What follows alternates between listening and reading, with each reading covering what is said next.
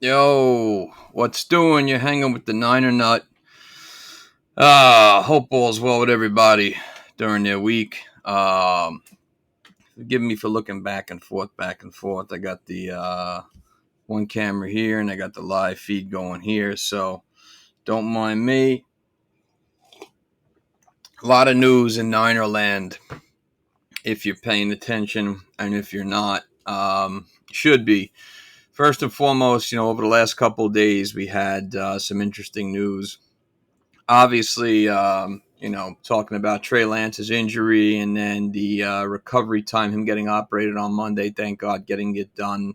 But an injury, that tenacity, it always works out well that they get operated on so quick. That way, there's no more damage, and the recovery system, the recovery time, kind of goes right into play, and they start the rehab process, especially when you're a professional athlete. Playing in such a high paced offense, high paced thing, high paced sport. The only examples I can make for myself that I can relate to was when I tore both ACLs actually, which really sucked. My luck. And the first time I delayed it for a couple of years because I was younger and stupid. And then I tore the ACL maybe about my left one. I forgot how many years ago, but got that done right away. I remember same doctor, same hospital for special surgery, great place.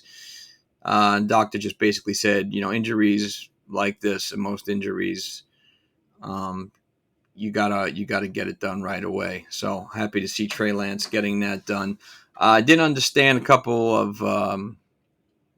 I don't know how that narrative got out there that he could possibly get back this season. That shit wasn't happening for nothing. So I don't know where that was happening. Even if he was good to go, I don't. The tenacity of the injury he had, just from the looks of it, and the aftermath, it being bent a certain way, them adding plates and screws and whatnot, and just all that has to, go into his rehab. There's no way he was coming back. I don't know who started that. It's not like when Jerry Rice tore his ACL in the opening game. I believe it was that 98 opening season against the Tampa Bay Buccaneers. They got blown out in the opener. He tore his ACL. He made it back miraculously towards the end of the season against the Denver Broncos. He caught a touchdown. He tore it again, unfortunately. Or like Rod Woodson, I believe, who tore his ACL and then made it back for the playoffs when we had the great Rod Woodson, one of the greatest cornerbacks of all time. So, yeah, the injuries, all different. And of course, the latest one who did something similar to Trey Lance was obviously Dak Prescott. So you can't expect Trey Lance to make that. You can expect him to be taking that much time off because it's just the rehab is going to be probably so vigorous, and they're going to, I'm sure, learned a lot from Dak Prescott's injury, and them being similar in the sense that they're somewhat of mobile quarterbacks. Of course, Trey Lance is the more mobile quarterback, but that was some interesting news. Happy to have him got operated on. He's on the road to recovery. One of the interesting topics today is Kyle Shanahan's recent comments. I liked what he said. I thought what he said was very interesting. He said that something along the lines of, and don't quote me on this, but he enjoyed having two guys, two quarterbacks that could start. It's only a win-win situation for the team, and it kind of reminds him of, Montana Steve Young. I like that. He paid homage to Montana and Steve Young. Probably, if you were to say so, the greatest duo of quarterbacks not being able to play at the same time when you think about it. And just to add something a little more to that, if you remember, or if you don't remember, of course, Steve Bono was the third string for a while too during that time. So two great quarterbacks, three phenomenal quarterbacks to have on a roster altogether. It's very rare. But I did like those comments. And again, it's kind of, I want to say, it's interesting because it's kind of going against the narrative that was the whole offseason, especially after the playoffs, that Jimmy G was no longer going to be a 49er. They were looking to get rid of him, trade him, do whatever. He had the surgery. Things weren't looking too good for him. But it goes against that narrative. It also goes against the narrative of Trey Lance being the stud that he was supposed to be. Now, I'm not at all besmirching his talent because I'm rooting for the kid more than anything. But at the same time, again, because of the injury, because of the way he was drafted and how high, it does go against the way management felt. So therefore, it's very interesting to look at both sides of the ball and be objective in that sense. But I did like Shanny's comments. Again, I think Shanahan's the type of guy that is very optimistic, very cerebral, always trying to find an answer to the problem, try different things. Sometimes definitely goes too conservative, but very strategic. And of course, look, his end all be all is he has to win a Super Bowl. Of course, everyone's always going to kind of tie him to the meltdown in Atlanta a couple of years ago when the game was probably over and they had that Super Bowl won, but he made a bad call at the end, and we all know how that ended. He's also known for not being able to pull off the Super Bowl win against the Kansas City Chiefs a couple of years ago. But, a coach is always going to be somewhat of the hero and somewhat of the failure and somewhat of the villain. It just comes with the job. But, again, an extremely cerebral guy who comes from an extremely cerebral dad who was a football guru. And I think in time, Shanahan will go down like that too when he wins a Super Bowl. Notice how I said when he wins, not if, because we're going to win one. He just has that type of mindset. He's a great offensive mind. He's also a very good mind for players because I think that he's able to reach them on a different level. They buy into his system and they know they work. He knows what he wants. So it was really smart comments by him. On the whole, on going to another topic for today, Jimmy G. I thought it was interesting to hear about Sean Payton's comments that came out last week about how, in his opinion, the 49ers had a better chance of winning if they had Jimmy Garoppolo. I had recently just seen a post from a podcast, I believe, where Julian Edelman said very similar, that they're in a better position to win with Jimmy Garoppolo as the starter. I think a lot of people feel that way, and it's always very interesting to hear that from coaches, players, and people who've played the game and who know the players intimately, and know it a little different. That's always an interesting part to hear too, just to hear that opinion. Now, again, at the end of the day, it is opinionated because it's just the way everything is a friggin' opinion to some extent. But it's interesting to hear that from two people who know better than we do, or than I do, for that matter. And I'm going to definitely agree with them. I've always felt that it was in our best effort, best nature to have Jimmy G as the starter, not just because of the veteran that he is, being in the league for several years, playing under the great Bill Belichick, playing under Shanahan, understanding two different systems, understanding the game and the position, understanding the offenses, but also because he knows this team really well and he gives us our best chance to win. Now, again, I'm saying that being objective because, let's be fair, Trey Lance, I'm not going to say didn't have a fair chance, but last year he hardly played. This year he got injured, which reminds me of another comment that was recently talked about on a podcast from Kyle Juszczyk. Juice, the best fullback in football. I wish they'd throw you the ball more. I'll keep saying that till I get, I don't know, hit by a sledgehammer or some shit like that. My luck, that'll happen really recently. But he was saying something too, that the injury to Trey Lance was a fluke, and therefore you can't really judge him on that. And I do agree with him. It was a fluke injury. It most likely could happen to anybody the way he got hit. We saw it happen to Dak Prescott and whatnot. We saw also Dak Prescott, another fluke injury was the hand injury that happened. So, yeah, you can't go by that to judge everything. But, again, because of what's happened, because of last year, because of the injury this year, as a whole, it doesn't make the Trey Lance situation look any better. Okay, and again, I mean that in terms of where he was picked, how he was acquired, and what the 49ers gave up for him. I sound like a broken record because I've said it so many times, but it's the narrative that just keeps coming back because it's part of the whole picture. And I'm sure a lot of people would agree with me. By the way, I appreciate you guys tuning in live. If you have any comments, always feel free to shoot them whenever, however, whatever you want to do. So again, I didn't want to see Trey Lance get hurt. I don't want to see anybody get hurt. I wanted to see him keep learning, keep hopefully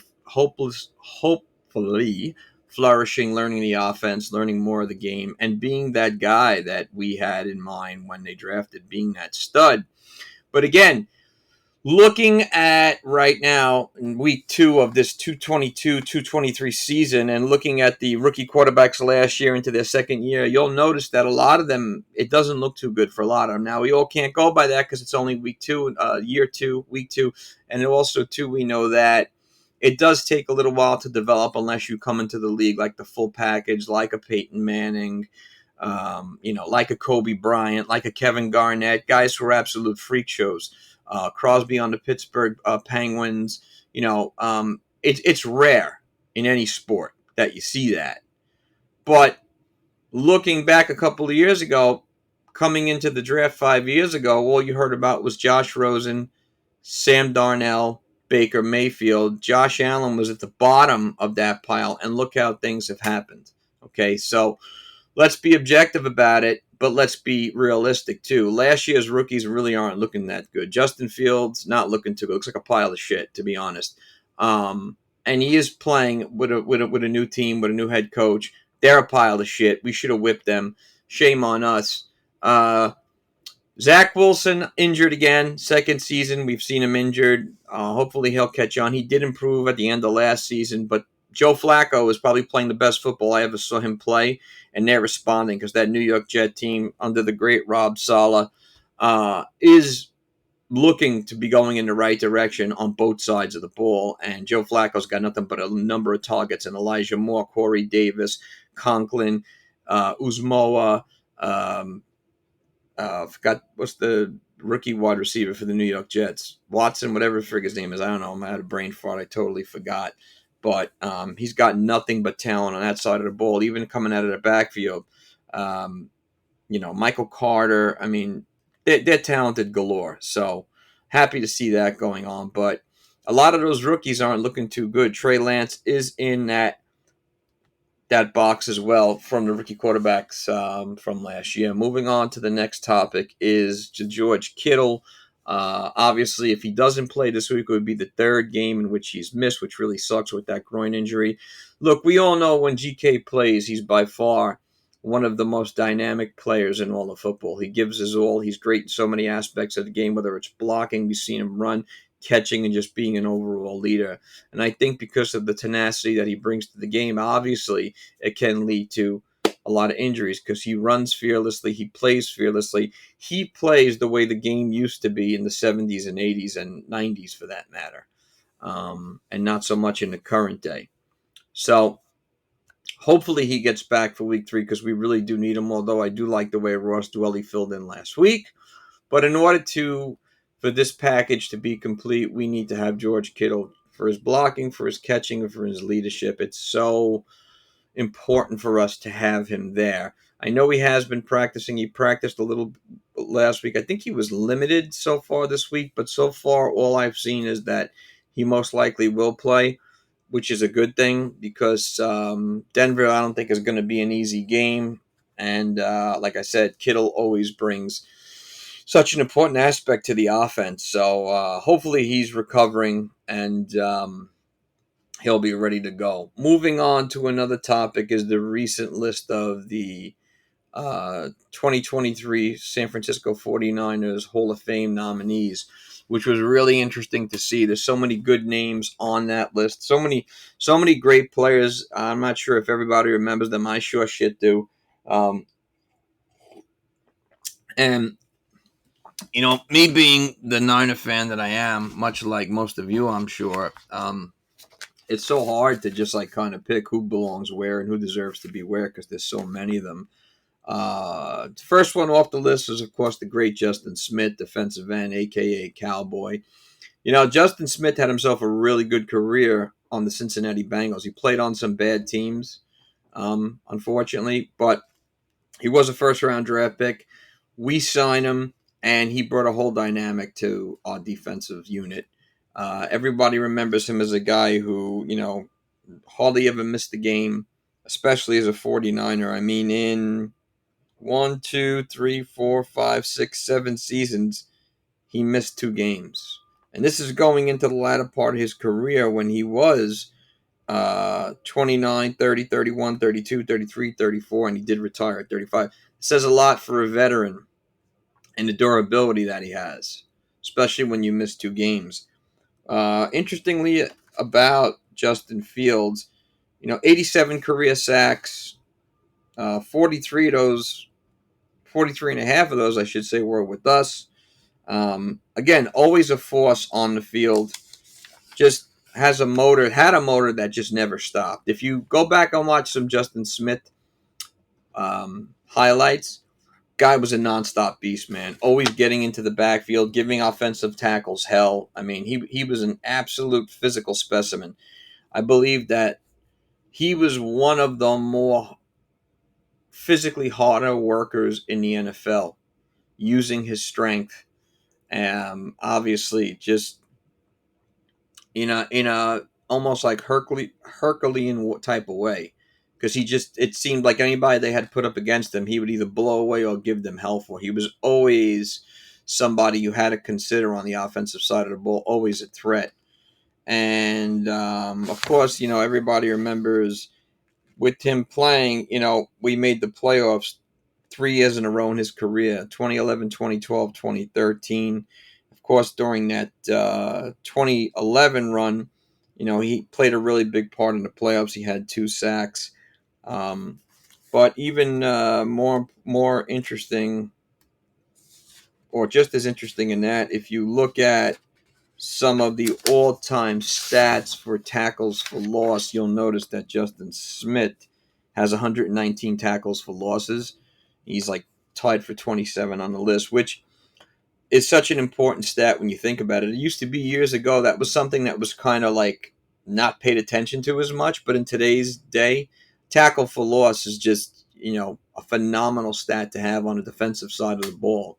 And to have 119 of those, that means for 119 times, whoever he tackled, that offense had a negative. That's pretty damn good. I don't know how many yards per, but that's an amazing thing to happen. Okay, especially playing a very tough position at defensive end, where either you're going up against an absolute beast in a tackle or a team's best offensive player, because, tackle is such an integral and important part of the offensive line. So, yeah, Justin Smith definitely belongs in the Hall of Fame without a doubt. One of the most, the more recent defensive studs. He sort of reminded me a little bit of a Joe Klecko. If you guys don't remember Joe Klecko was very famous for playing for the New York Jets, the sack exchange. Okay, I believe it was Joe Klecko, the great Mark Gastineau, Abdul Salam, and Marty Lyons. Joe Klecko was the only player to be named MVP at 3 different positions. And unfortunately for him, he wasn't inducted into the Hall of Fame, which is bullshit. He should have gotten in there on roller skates on hard alone. Phenomenal football player. Had a motor and an engine very much like Justin Smith. It's just my opinion. Another one on the list is the great Patrick Willis, one of my favorite players of all time. This guy is a throwback, let's face it. If you ever want to see some of the greatest highlights in terms of hits and defense, go watch the Patrick Willis highlights. There was a hit against the New York Jets. I'm trying to think of the wide receiver's name who he hit. It was something Smith. I forgot. I believe. He didn't rattle this guy's cage. He rattled this guy's universe, man. I remember that watching that game live. You could hear the hit. Typical Patrick Willis-like hit. I mean, just bone rattling, dude. Bone rattling. There hasn't been a linebacker like him in football in a bit. I'm trying to think of someone along the lines that reminds me of him, and I really can't.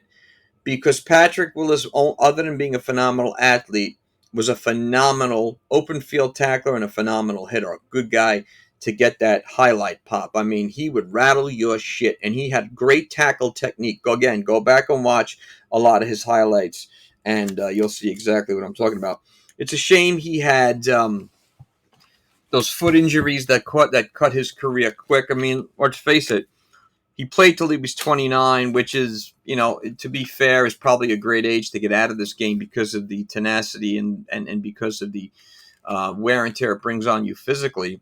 But in the time that he played from 2007 to 2014, he played 112 games, started 112 games, One, two, three, 4 seasons in which he played every game. And then that last season in 2014, when the ship started to break down, is where he only played 6 games. He had the foot injury. I remember that season. It was a really heartbreaking season. That was the change of things. I believe that was the same year that Chris Borland was a rookie, had a monster rookie season, and then he retired, of course, because of the head injuries and the concussion that he had suffered. But I loved Chris Borland. But Patrick Willis definitely belongs in the Hall of Fame. My opinion, one of the greatest linebackers of all time, even though his career was cut short. Just looking at some of his numbers, like I mentioned, 112 games played and started, 20 and a half sacks, 950 career combined tackles, solo tackles for 733, and just look at some of the other stats. He was Defensive Rookie of the Year, Tony in Associated Press, Rookie of the Year in 2007. Okay, made the Pro Bowl 1, 2, 3, 4, 5, 6, 7 times. Okay, made the All Pro team. The first team 1, 2, 3, 4, 5 times. I mean, look, all that guy is missing on his resume is a Super Bowl. And we were really close to winning one with him, and he was a very important and integral part of that, especially on the defensive side of the ball, of course. Players like him come along very rare. I mean, he's in the Ray Lewis area of linebackers. So, Patrick Willis, much love and respect. You belong in the Hall of Fame, like, with the blink of an eye. And that's 49er royalty right there. Okay?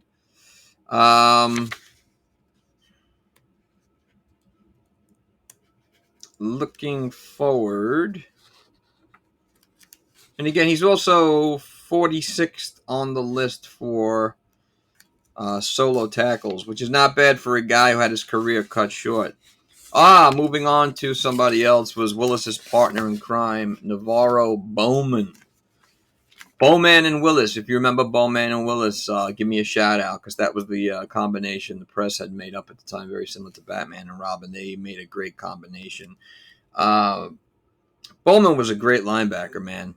Okay, a guy, again, whose career got hampered by injuries. In 2014, he missed the whole season, tore the MCL and the ACL, did come back in 2015, got injured again in 2016, and then in 2017, he went on to the Oakland Raiders, although he did come back to the Niners, but his career was cut short. In that short time, though, if you weren't watching, then you wouldn't know, but obviously everyone knew who Bowman was.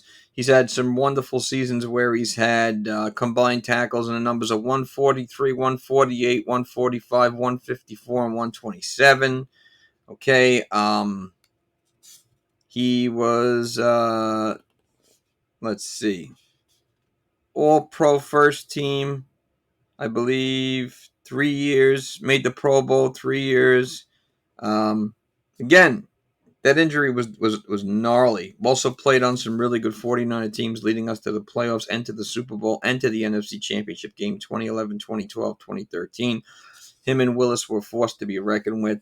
Really happy to see his name up there. Came up huge in the playoffs as well. Yeah, man. Bowman, another great one. Another 49er guy who I think goes under the radar who's on this list is Takeo Spikes. One of the greatest names. I used to love that name, Takeo Spikes. Phenomenal name, man. Real interestingly enough about Takeo Spikes, never made the playoffs as a player, which that's got to be so disappointing, which really sucks. Because he was a guy who had longevity and a lot of talent, played really well, in my opinion, was very underrated. Drafted by the Cincinnati Bengals, and just look at the career he's had. I mean, 29 career sacks, combined tackle number of 1,431, 1,018 solo tackles. I mean, played 219 games, started 215 games. He was with us from 2008 to 2010. Again, underrated because of the bad teams he played on, but 19 interceptions, too. Made the Pro Bowl twice, was All-Pro Team one time back in 2004, where he was playing with the Buffalo Bills. So really interesting to see his numbers. And on all-time, tackles, he's 12th on the list with 1,018, and he played a good amount of time. 14 seasons in the NFL at such a, important position is a long time to play. One of the 49er royalty on the list, the great Merton Hanks. What was it? The duck dance, whatever it was called. Whatever that crazy dance he used to do with his neck.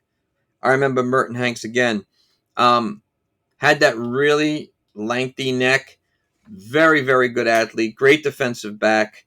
Part of the Super Bowl team in 1994. Him, Dion, Tim McDonald, Eric Davis. In my opinion, one of the best defensive backfields in all of football. One of the best defensive backfields in all of 49er history. I mean, think about that for a second. Eric Davis, Deion Sanders, Tim McDonald, and Merton Hanks. You've got everything. You've got the shutdown corner in Eric Davis. You've got the shutdown corner, a.k.a., otherworldly talent in Deion Sanders. And then you've got the hard-hitting, durable Tim McDonald, and you got Merton Hanks, who, was such a good athlete in the open backfield, picking off quarterbacks. Amazing. I had one of the most memorable celebrations of all time, okay? When he scored a touchdown. It goes right up there with the Icky Shuffle, if you ask me.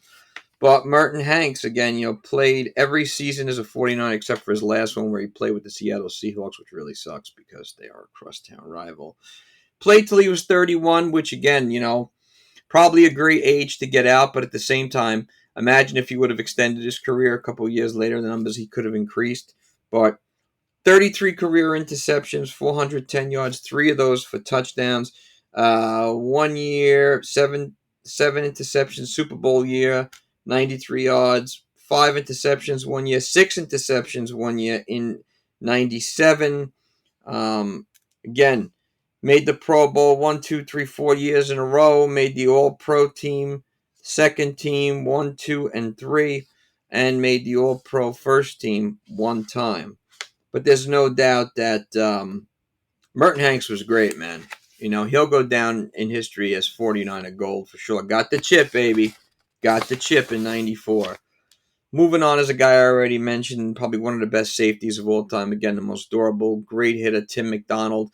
They acquired Tim McDonald at a time where they really needed someone of his caliber to come along and be somewhat similar to the next Ronnie Lott. Ronnie Lott, Dennis Smith, Tim McDonald. I always kind of put those 3 guys together. It's just the way they played the game with such tenacity as hitters and just very good field generals. But Tim McDonald, again, was a really important piece to that 1994 Super Bowl team. He had, was drafted by the St. Louis Cardinals. Then they changed, of course, to the Phoenix Cardinals. And when we got him, he was already 28 years old. So he had been a veteran for many years.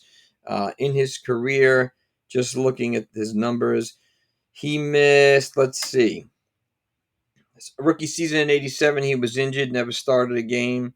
And, he played 1, 2, 3, 4, 5, 6, 7, 8, 9 complete seasons, meaning never missed a game and started a game in those seasons. So those are really amazing numbers.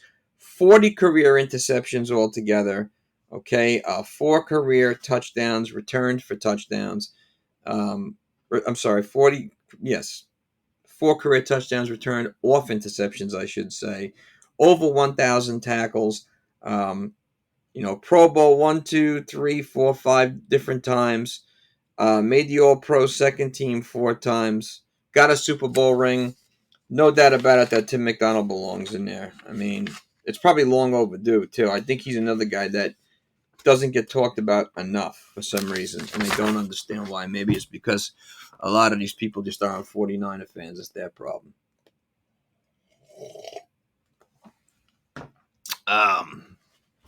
Moving on the list next. I did a whole podcast about him before. One of my favorite players of all time. One of my favorite 49ers of all time. One of my favorite quarterbacks of all time. I'm talking about no other than number 5. San Jose State's own Jeff Garcia. The great, I say, Jeff Garcia. I saw Garcia from day one till the last game he played as a 49er, and then some as he went on to the Tampa Bay Buccaneers, the Detroit Lions, and the Philadelphia Eagles, and the Cleveland Browns for that matter. Garcia was such an underrated talent, man. I mean, you talk about a guy who beat the odds. First of all, coming into the league, he never got drafted. They felt he was too small. I don't know who came up with that. Okay, when we've had Doug Flutie and so many other guys who were either smaller in size or the same size. But what he lacked in size in terms of height, Garcia made up for in heart. He was an extremely cerebral, fearless quarterback who played every down as it was like his last. And in my opinion, he led the greatest comeback in football history against the New York Giants. If you don't know what I'm talking about, please YouTube that highlight right now. YouTube that whole friggin' game because it was so memorable. That comeback, just like you can watch that anytime you want on YouTube and just get utterly inspired, especially being a 49er fan. But just looking over some of Garcia's numbers, think about it. He came into the NFL at 29, which for most guys you don't see. I believe Kurt Warner came in around 28, 29. Kurt Warner and Garcia very similar. They both played in other leagues before. Obviously, Kurt Warner playing in the Arena League, Jeff Garcia playing in the Canadian League, and neither was drafted. I don't think Warner was drafted, but they caught on and became phenoms. Obviously, Warner won a Super Bowl. Garcia came pretty damn close, getting to the NFC Championship game where they lost. Well, yeah, where they lost to the Tampa Bay Buccaneers. I don't know. It wasn't the NFC Championship game. 31-6. The year that Tampa Bay had won it all with Brad Johnson, Simeon Rice, Mike Alstott, Warwick Dunn. That great team led by, all that wonderful talent they had. John Gruden, I believe, was the head coach at that time. But just looking at some of Garcia's numbers, again, Garcia came into this 49er team at a time when there was a transition going on. Remember, he backed up Steve Young along with Steve Stenstrom, and that was the same year that Steve Young took that last hit from Aeneas Williams on a Monday night against the Phoenix Cardinals, and that was the end of Steve Young's career. It was a shot, a hard shot, and then of course, I believe Steve Stenstrom started 2 or 3 games, didn't do shit. Jeff Garcia was signed; he came in, and in his rookie season, he was 2-8. But again, it wasn't the best of 49 teams, but you did see him improving little by little. The next season, they went 6-10, 12-4, 10-6. So he enjoyed a really nice run with the 49ers during that time. And the numbers always improved. I mean, in his first season, he had 11 touchdowns, 11 interceptions. And then the next 2 seasons, he just balled out, man. 31 TDs, 10 interceptions, 32 TDs, 12 interceptions. Actually holds 2 records, I believe, or is part of,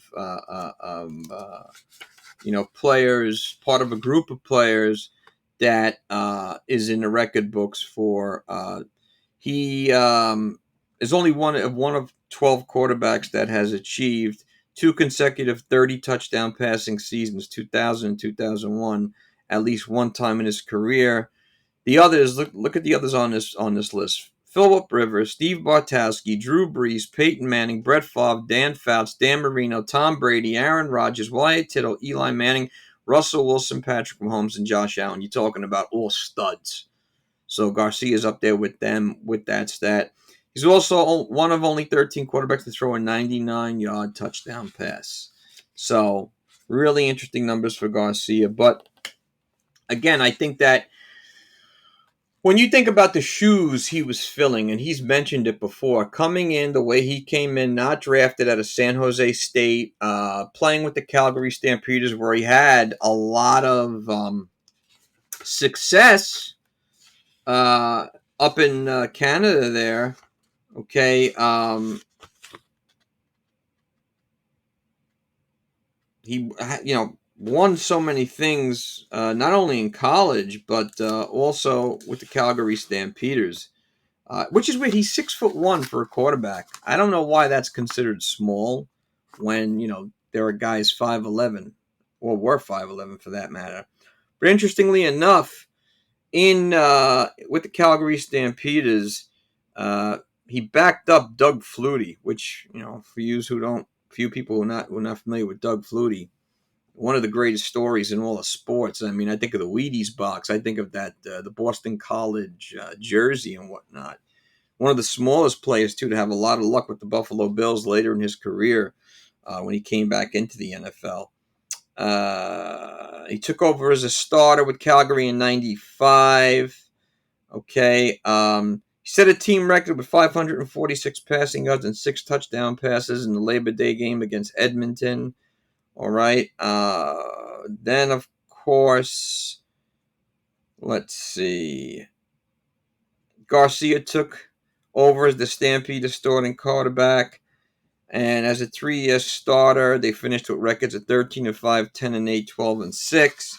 He won the Jeff Nicklin Memorial Trophy, an award given to the most outstanding player in the CFL Western Division. He led the Stampeders to the Western Final in '96, semifinals in '97. He led the team to the Grey Cup victory in '98, which is like their Super Bowl. He's also named as the 1998 CFL All-Star quarterback. He's inducted to the Stampeders Wall of Fame. Okay? So, coming into the league the way he came in was very, I guess, not of the norm. But nonetheless, they saw something in this guy. And obviously it transferred over really well. He comes in, and in his second season, he threw for 4,000 yards. I mean, in 2000... threw for over 4,200 yards with a 63.3 completion percentage, and that's on a 6-10 record. Of course, again, the greatest comeback I've ever seen in 49er history from Jeff Garcia came in 2002. Okay, I mean, there's nothing like that game. He'll forever go down as that. Also, away from football, if you follow Jeff Garcia on the social media, you'll see what a cerebral guy he is. You can see him during his commentating with the 49ers for the season. Knows the game really well. Extremely cerebral. One of the most cerebral quarterbacks I've ever seen played. And I said this before when I did a whole episode about him. He played the game fearlessly. Again, go back and watch some of his clips.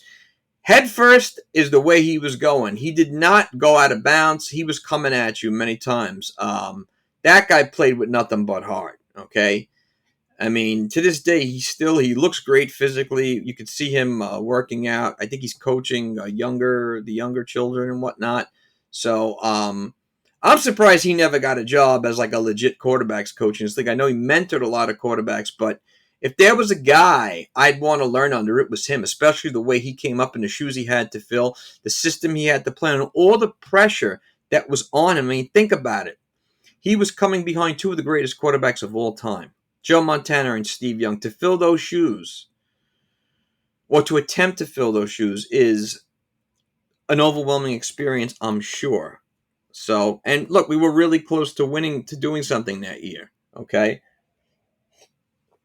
I'll never understand why they got rid of him. And again, too, he was part of one of the best duos in football. Him and Terrell Owens. I always felt that was a duo that got looked over so many times. They were lighting shit up back in the day, man. And again, don't take what I'm saying for it. Go back and watch some of those highlights. Go back and look at the stats. All right. So there's no doubt Jeff Garcia, man, should get his due. Another very underrated player. Next guy on the list is the great Ricky Watters. I saw Ricky Watters opening season game in 1993. I went to opening day against the New York Giants. This is a 49ers team. Remember, Watters was drafted out of Notre Dame. He missed the whole first season in 92 due to injury. But in 1993, that was a team where Joe Montana had missed a good chunk of that year rehabbing from the elbow surgery he had. Steve Young was the starter. It was Steve Young, Steve Bono. It was Ricky Watters, Tom Ratman, John Taylor, Jerry Rice, Mike Sherrod, the great Brent Jones. Phenomenal team they had that year. They were playing a Giant team that was made up of, I believe, Phil Simms, Lawrence Taylor, I believe Stephen Baker was still on that team. But this was when the MetLife Stadium was referred to as the Meadowlands, which they still call it. And I remember going there with my pops, going to see opening day. I was I was insane about the 49ers, just as I am now.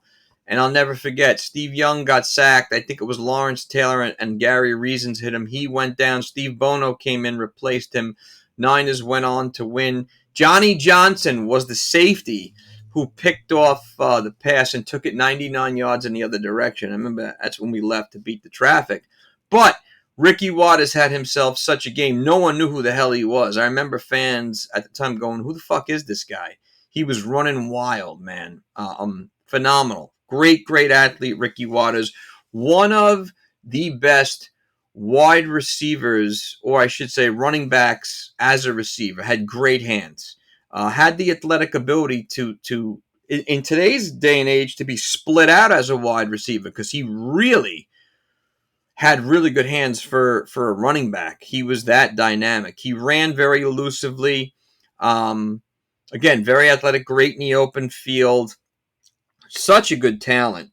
I was so pissed when they got rid of him. He only lasted 2 years in San Francisco, although, during that time, he did help. He was a huge part of us winning a Super Bowl in '94, the last Super Bowl we won.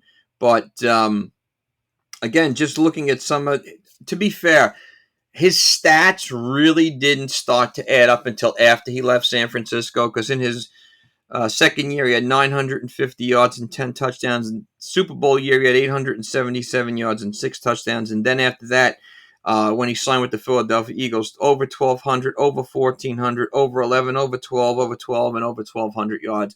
And, of course, when he signed with the Seattle Seahawks, where he finished his career. But, again, this is a guy who could do, play both sides, play great running back and also a great wide receiver out of the backfield. And, if he ran with a very interesting style, high knees, yet he had really good moves.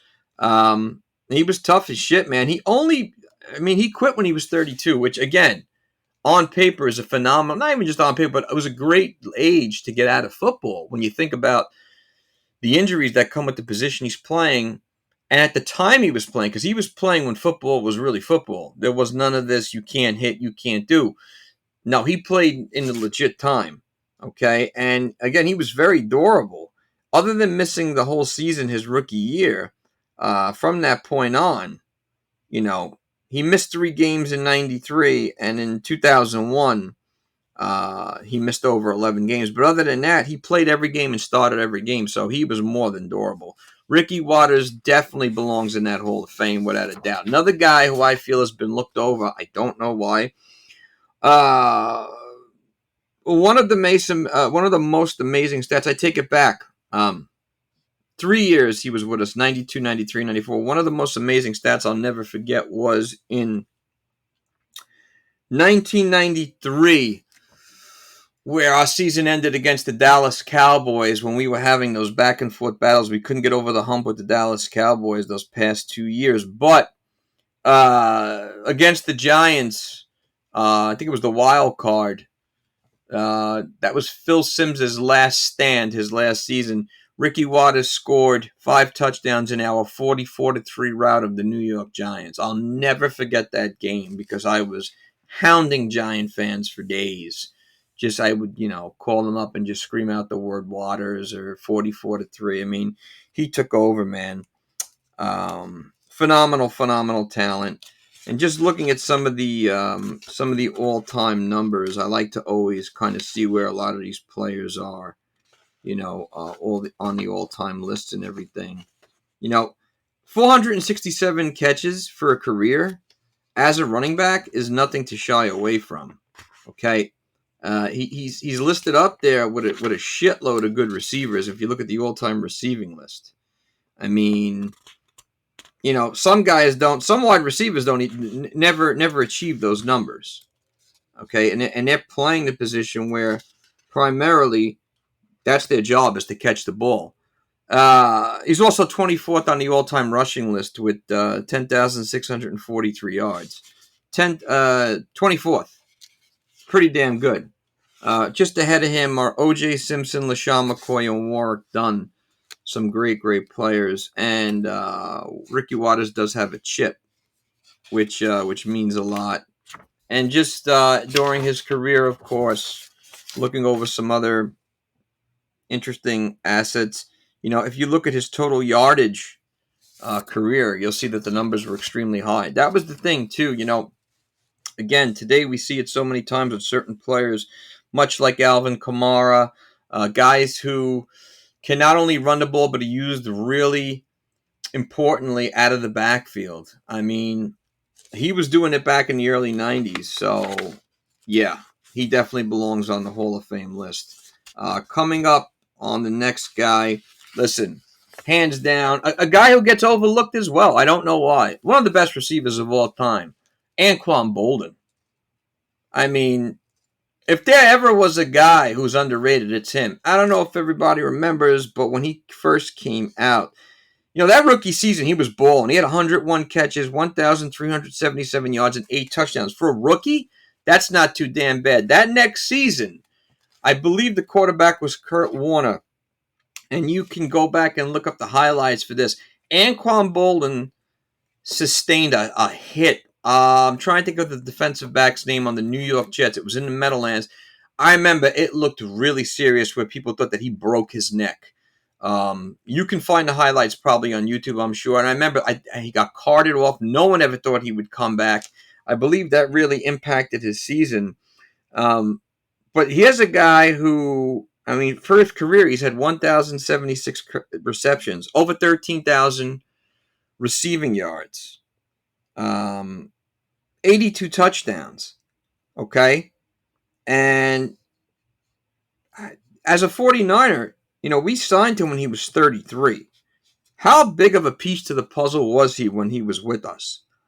I mean, he was getting 1,000 yards, into his mid-30s. I mean, in 2013, he had 85 catches, 1,179 yards, 7 touchdowns. The next year, 83 catches, 1,062 yards, 5 TDs, and then even went on at 36 to play with the Detroit Lions in 2016, 67 catches, 584 yards, and 8 touchdowns.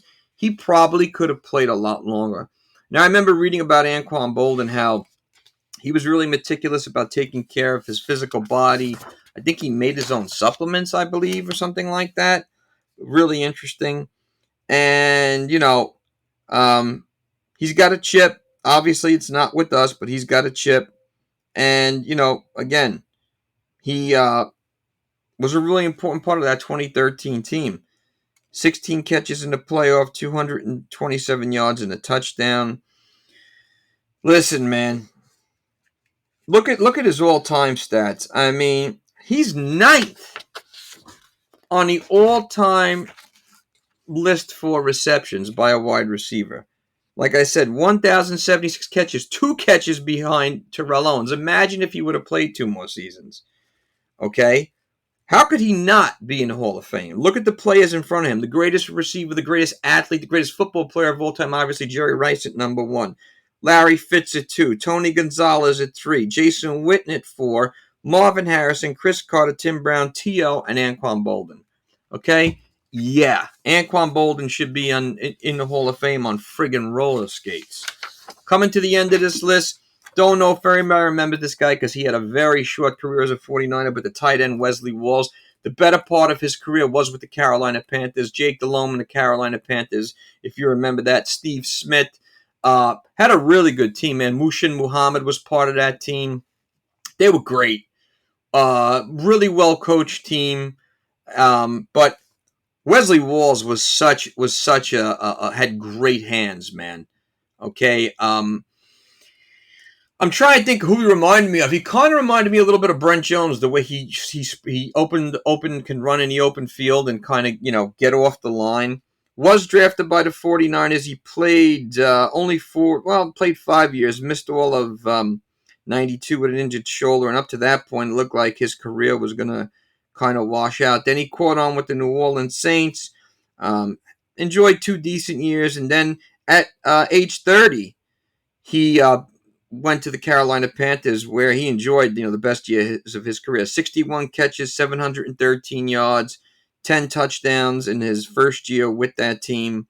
And then in 99, he had 63 catches, 822 yards, 12 touchdowns. Finished his career as a Green Bay Packer. Played till he was 37. Okay, 450 career receptions. He is a guy, imagine in those first 5 seasons, if he would have had more catches, God knows where his numbers would be like. Um, Very good tight end. Very underrated, had great hands.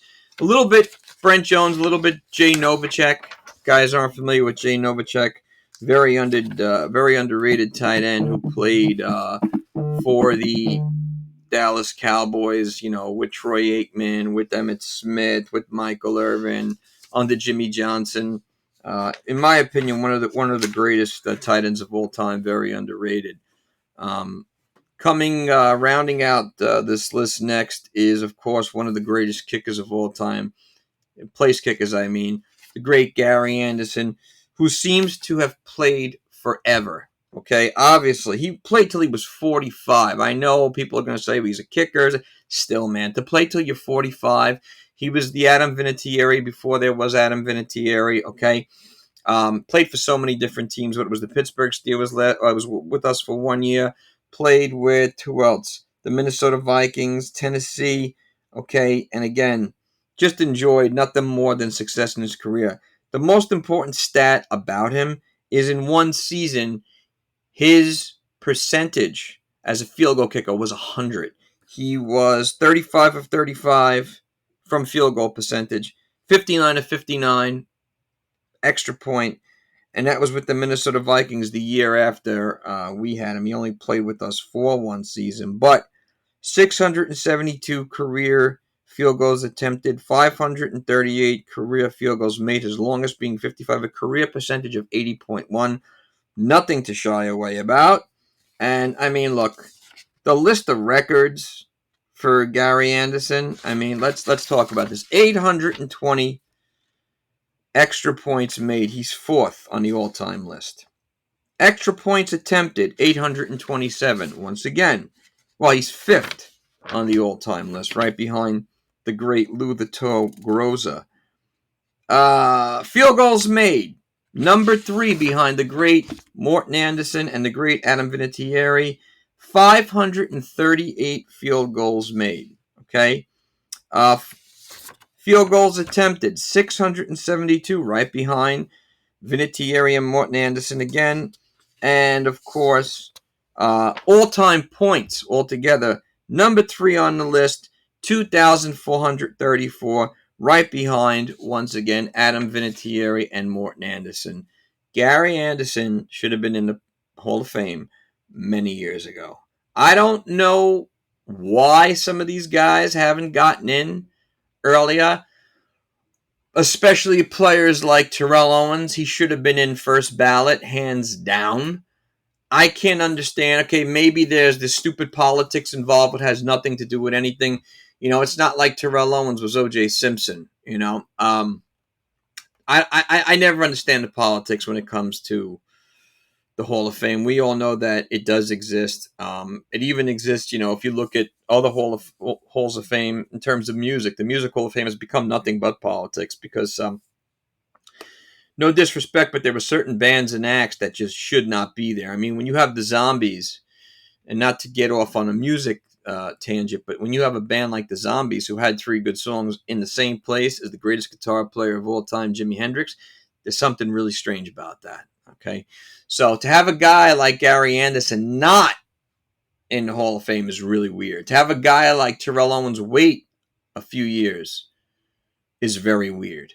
So only one can wonder why these things happen. But I was really happy to see this list of players, all former 49ers, going to be nominees. Hopefully if they don't get into the Hall of Fame, we'll definitely see some of these guys, added to the 49ers Hall of Fame. Again, I think so many of them should be there because they were so integral for so many different 49er teams, especially for those that helped be part of teams that went deep into the playoffs or teams that went to the Super Bowl. I mean, there were so many of them, you know. So this is a wonderful list, and again, it was really interesting to see so many of these names get on there. It also helps bring a lot of awareness to certain guys that, you know, this new generation of 49er fans may have not been familiar with. So it gives them the chance to go back and reflect and look and watch it, how many of these players, you know, played when they were in their glory and whatnot. So that's always a good thing. But yeah, man, look, you know, I think overall we're at a good place, 1-1. I feel that this is going to be one of the better 49er teams to come along in the last couple of years. You know, good things come out of tough times. This is a tough time right now with the injuries to Trey Lance, the injuries to Elijah Mitchell, the injuries to uh, Davis Price, the injuries to George Kittle, Daniel Brunskill, so on and so forth, Jimmy Ward. I can't wait to get all these guys back, especially, you know, the guys we know that can get back this season. Although I will say, listen, I'm loving what I'm seeing from Talona Huffanega. I'm sure all you are too. I'm loving what I'm seeing from Tashad Gibson Jr. I don't know, man. This is a scary defensive backfield so far, what I'm saying. This is a scary-ass defensive backfield. And in the first two games, they've done pretty damn well holding their own. I think a lot of people didn't figure this was going to happen because, you know, maybe, I don't know. I can only talk about myself. I'm liking what I'm seeing from Shavarius Ward so far. I know it's only 2 games in, but I know it's a long season. But I think this could be a very underrated defensive backfield, but they've held their own the first 2 games. Now, to be fair, they didn't play against great receivers against the Chicago Bears. I mean, Darnell Mooney's a really talented wide receiver. You know, other than him on that team, there's really nobody else that kind of comes to mind. But that doesn't mean that the defensive backfield is any less of a unit.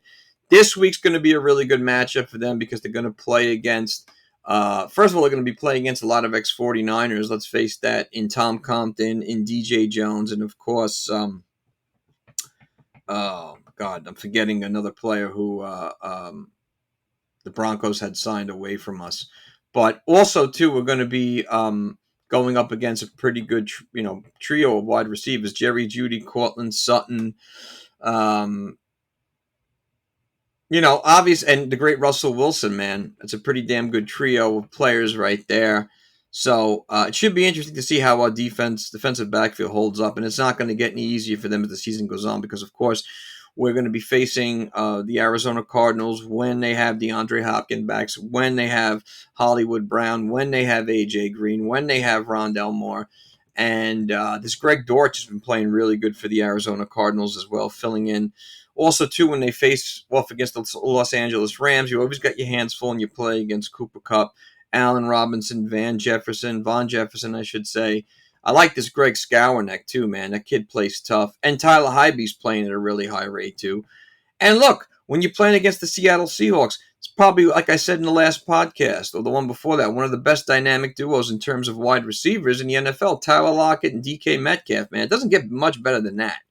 So we got our hands full with the defensive backfield. We're going to be facing off against a lot of good receiving corps, but I think it's only going to make us a lot stronger. And again, I feel that this defense is just going to get better as the season goes on because they're playing at a really, really high number right now. And I'm really surprised to see that the so-called experts don't have them higher rated in terms of defense. You know, we haven't seen, Armstead get started yet. We've seen a lot out of, obviously, Nick Bosa. We've seen a lot out of, so far, Fred Warner, Dre Greenlaw. But we're going to see so much more, I think, hopefully from Javon Kinlaw, from Samson Ebukam, from so many other players on that line. Charles Omenihu on the defensive end. So I think that sky's the limit for this defense, man. And once this team gets back to 100% health and all playing as a unit, Jimmy Ward's there, and you got George Kittle back, it's gonna be lights out, man. Because let's face it, we get better as the season goes on. That's just the way we are. Okay, we've seen that last season, especially during this Super Bowl run. I think this is going to be Jimmy G's best season. I really do. He looked great last week. I don't care what anybody says. There were so many haters down on him. 13 to 21 were his numbers. He did throw a pick. He did run for a pick. But most importantly, he controlled that offense really well, came in, helped them flow to a victory. So, look, it's not like we have an unknown coming off the bench. Speaking of unknowns coming off the bench, we saw the 49ers looking for, signing a quarterback. I don't know why they wasted their time trying out A.J. McCarron. I think he's a bust. There were so many other names. Garrett Gilbert, don't understand that one. Um, that they signed this Bankert away, who was a Green Bay Packer. He's never really played in a season game. He is 27. I know he's had highlights during a preseason game, but that doesn't mean jack shit. What I'm curious to know is, I guess I could kind of understand, but I can't. Brock Purdy didn't look that bad in the preseason, which is not 100% fair because it is the preseason. But sometimes in life, you got to kind of, if God forbid anything does happen to Jimmy G, I could understand wanting to have another veteran in the wings. But I'm kind of opposed to these guys that they're trying out as opposed to letting Brock Purdy take his shot. Why you draft a guy then? I mean, I know he's Mr. Irrelevant, the last pick in the draft, but why waste your time if you're not even going to educate playing him? That's just my 10 cents. But we're in a good place. So, you know, let's keep an eye open to see what happens with the rest of the injuries for this week. Hopefully GK plays Sunday because we definitely need him. But on the interim, hit me up anytime you want with a message, with a comment, with an opinion. I love to hear all of it. I love to talk all things 49ers because I am the Niner nut. And I'm sure you're as nuts about the Niners as I am, although if you're not, you should be. So thanks for hanging with me, and have a great one, guys. Niner Nut is out. Toothpick.